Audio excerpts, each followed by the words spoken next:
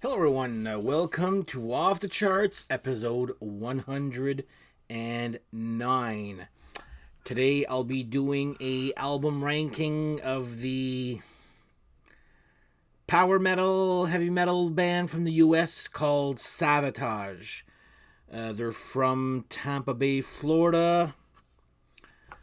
Quite the story here. We'll get into that. First off, if you like this type of content, please like and subscribe. Thank you for all the subscriptions of late. Keep them coming. I want to try to get to 300 soon. And you know what? Cheers to you all. Thank you for watching all this time. Et voilà. I almost knocked this fucking... Did I crack it? No, I didn't. Okay. Cracking crystal. Is that hard to do? Anyway, back on track here. So yeah, I'll be doing a album ranking of the band Savatage. I will admit I did stop at one time, and I'll tell you when there. But overall, I would say they have a very strong discography when it comes down to it. And if you don't know who Savatage is, you guys must know who Trans-Siberian Orchestra is. Well, Trans-Siberian Orchestra is a whole bunch of members, or amalgamation. Is that a real word? I just learned that. No, I didn't learn that word today. But anyway, it's an amalgamation of all Savatage members and a whole bunch of other people. So, they're Trans-Siberian Orchestra. If you like some of their songs, well, they're actually re-recorded. Some of them, like maybe five or six re-recorded Savatage songs. Anyway, so it's time to do an album ranking. And why so late? I mean, these guys came out with really, really cool vinyl reissues this past year. So I said, you know what? I'm going to wait until I get all of the albums until I can do my album ranking. So I finally got them. So let's do the album ranking of the band Savatage. There we go. All right. I don't think they made a bad album. Some I don't enjoy as much as others. This one here, I'm afraid to show it because I know my friend Yan's going to friggin' want to show up at my door and kick my ass here. So I'm going to put Savatage Handful of Rain as my least favorite. How many albums do they have anyway? I should have maybe counted this here.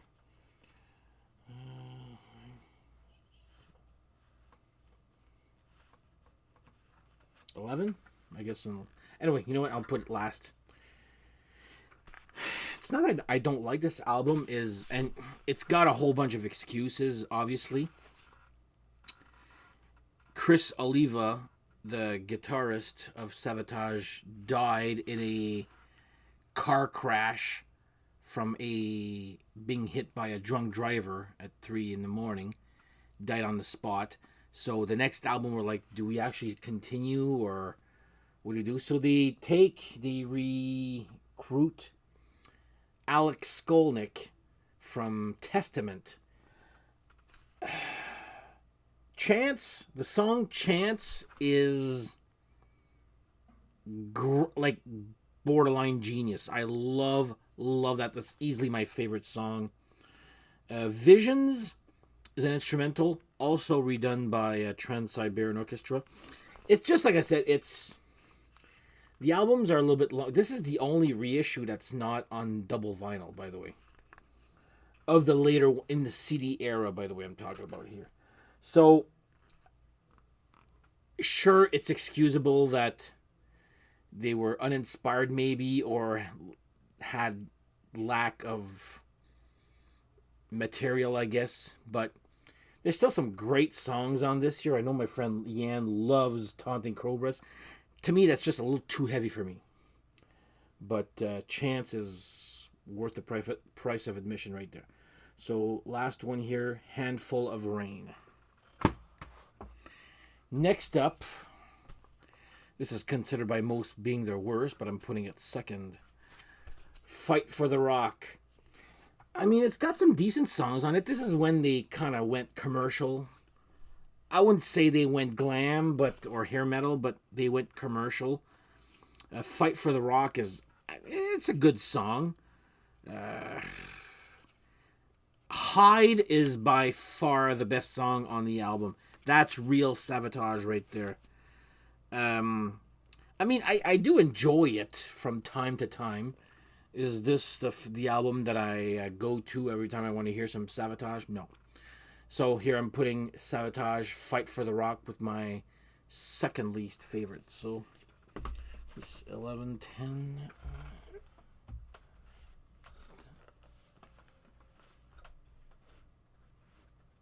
You know what? Fuck it. I'll just go.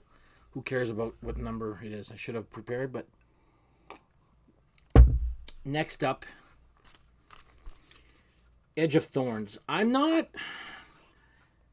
If you ask me, Savatage for me is John Oliva on vocals. I'm not a big fan of Zach Stevens on vocals. This one, "Handful of Rain," was also Zach Stevens on vocals. You'll see with my grading, I'm not a huge Zach Stevens. I just find, not that he's got a bad voice, it's just very typical to me. John Oliva's voice is so cool and so distinguishable. The song "Edge of Thorns" is freaking great, though I'll give credit where credit's due. "He Carves a Stone," I love that one too. "Sleep" I like a lot. "Damien" I like a lot too. The rest is good, I wouldn't say. But yeah, look at these brand new vinyls that just came out. Should have done the same with the... And they all come with this little booklet. Like all these booklets inside. Which I told myself I was going to read over Christmas. Haven't had a chance yet. So anyway, next up here, Savatage, "Edge of Thorns." It's a beautiful artwork here, by the way. Next up, some people might be surprised at seeing this one this slow, and true metal fans, I think, will put it up there big time. It just doesn't do anything for me. Sirens, I think, is technically their first full-length album here. Sirens is good. Holocaust, Twisted Little Sister, a little weird. Out on the Streets is on this album and is also was redone on "Fight for the Rock." Kind of different versions. The one obviously on "Fight for the Rock" is a little bit more commercial. But if you like your raw heavy metal, I mean, this album is for you. It's just, you guys must know by now my tastes. It's a good album. It's just not what I look for in music. And you'll see what type of, how I like my Savatage, you'll see a little bit later on here. But anyway, Sirens here. I'm putting this one as my next one. Next up. All right, this is where... Oh, here, I'll show you the album first. "Dead Winter Dead." Another Zach Stevens on vocals. This is the album where they recorded a song called "Christmas Eve, Sarajevo 1224."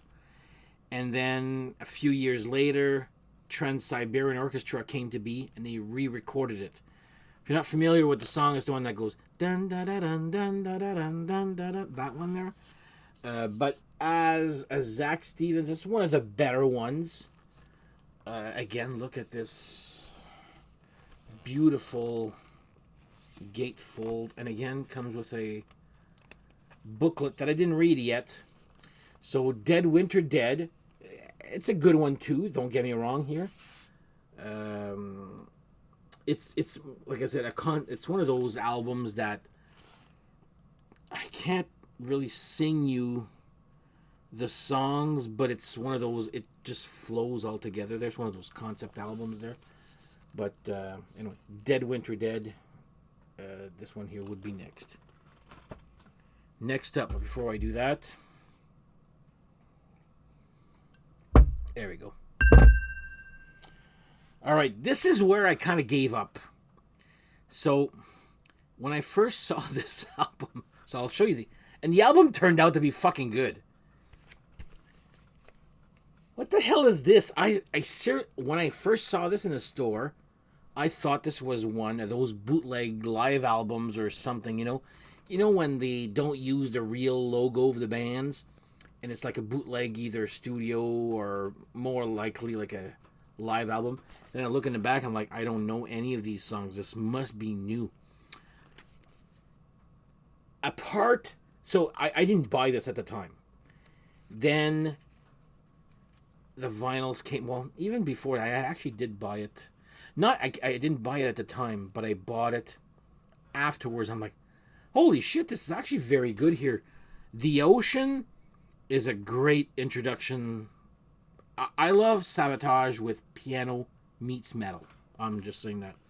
Welcome's great. Complaint in the System. I love that one here. Blackjack Guillotine. And this is another one where John Oliva makes a guest appearance, because he had quit. I'll get to the... Was it? Yeah, Edge of... Well, I'll tell you when he quit there, which kind of made a different change in musical styles too there. But yeah, this one's actually very surprisingly very good. When you think that this, like, I still don't get this. And even with the remasters, this is not a reissue, by the way. I got this a while ago. I told my friend Yan, I was like, I don't need to buy this because I already own it on vinyl, unless they fix the friggin' logo right here and put the real Savatage logo as we know it. Nope, looks like font number 3 on Word or whatever. But again, the album does not reflect that at all. But I think it was a very bad move from their part.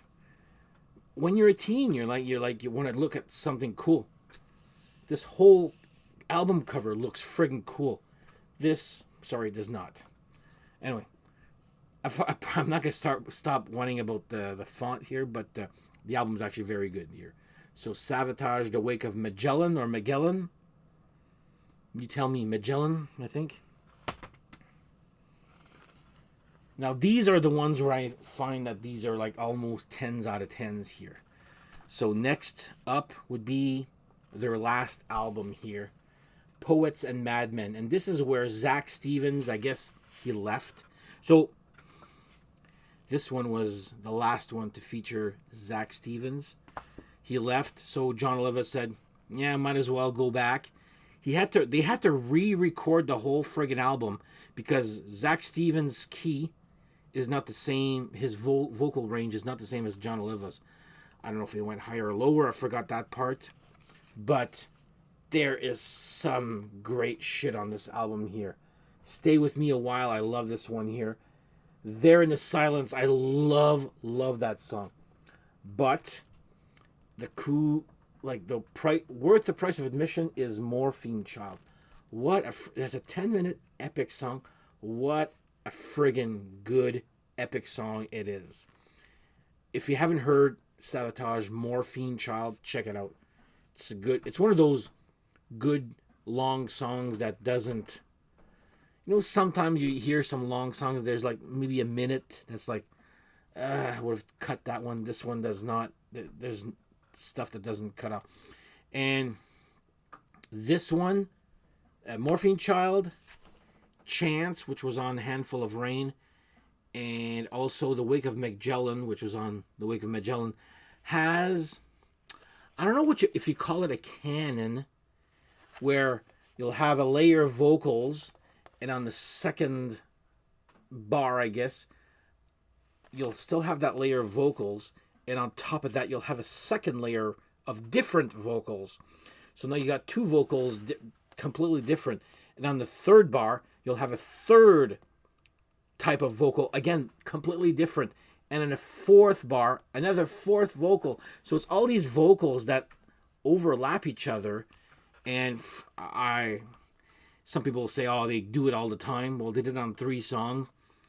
3 songs that are very well done here. I guess maybe it's a canon. I'm not sure. But anyway, Poets and Madmen, Savatage, my next one here. All right, this one's considered an EP, but you know what? I freaking love it. I actually love it more than Sirens. So the Dungeons Are Calling. Well, the Dungeons Are Calling is a great one. Midas Night. I friggin' love that song. City Beneath the Surface, I think, was a song that when they were called Avatar. I think they did change their name because Avatar was taken. But you know what? Cheers to Avatar, I guess. Not the movie. I've never seen any of the Avatar movies. Would you believe that? Well, anyway, the Dungeons Are Calling is one. It's an EP, but you know what? I have it. I own it. I'm gonna show it off, and I actually love this EP. It's a great one. Sometimes you'll see it paired with Sirens. So I think Sirens came out, then they recorded this, but then they got another contract with another record company. So was this Combat?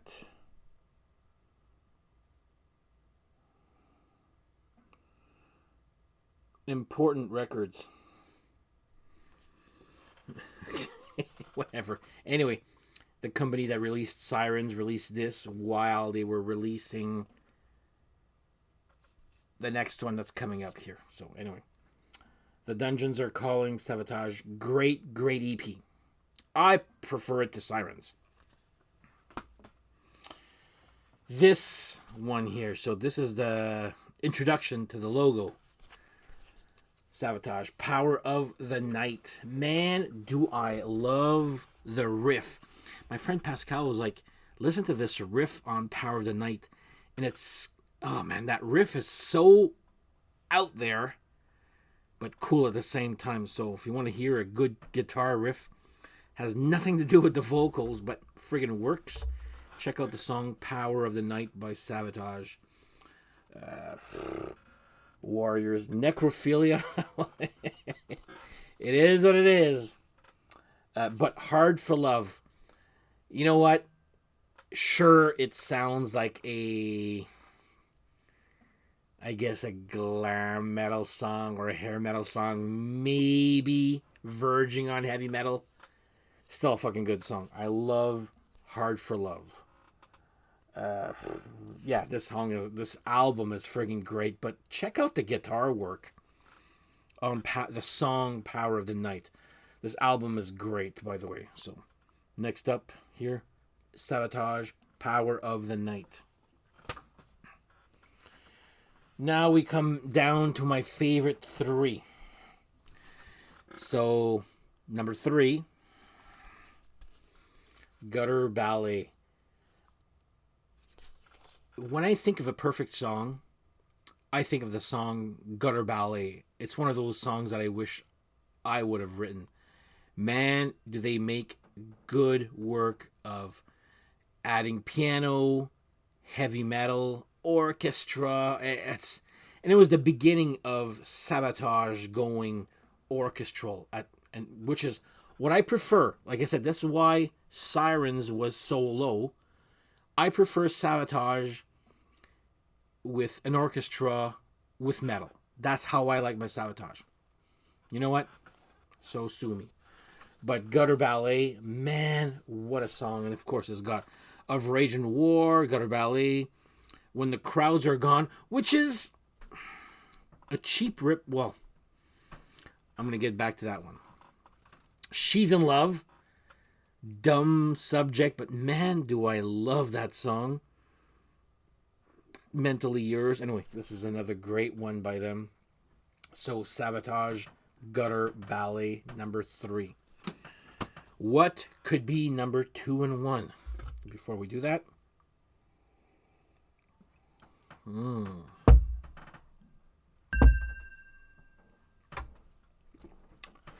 All right, so my second favorite Savatage album, which I think is considered by a lot of people to be one of the better power metal albums out there. The Hall of the Mountain King. So, I didn't know this. My friend Pascal told me about this. So, first of all, let's go. 24 Hours Ago, great song. The whole album is great. So there's a song on the album. It's called Prelude to Madness, and it's like that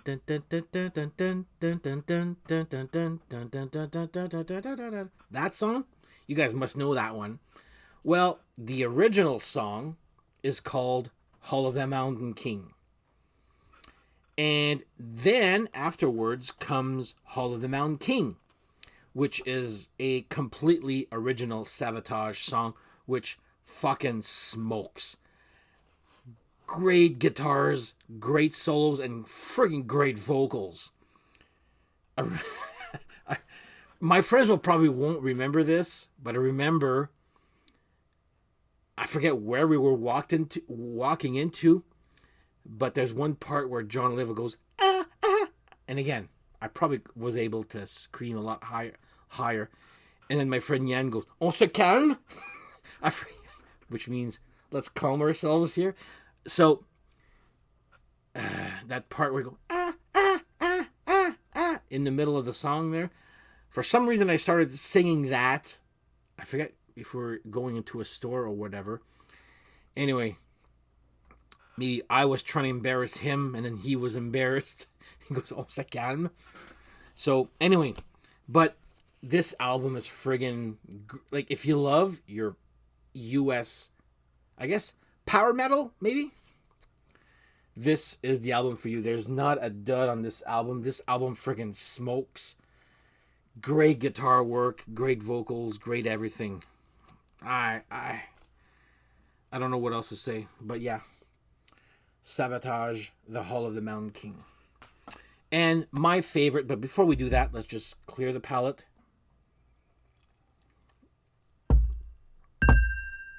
There we go. By the way, I did get the shirt from their website when I ordered. I've had this shirt for like 4 months maybe. And I'm like, fuck, I can't wait to get all the albums out so I can actually do the episode. All right, my favorite album, and I think I've mentioned this. No, not I think.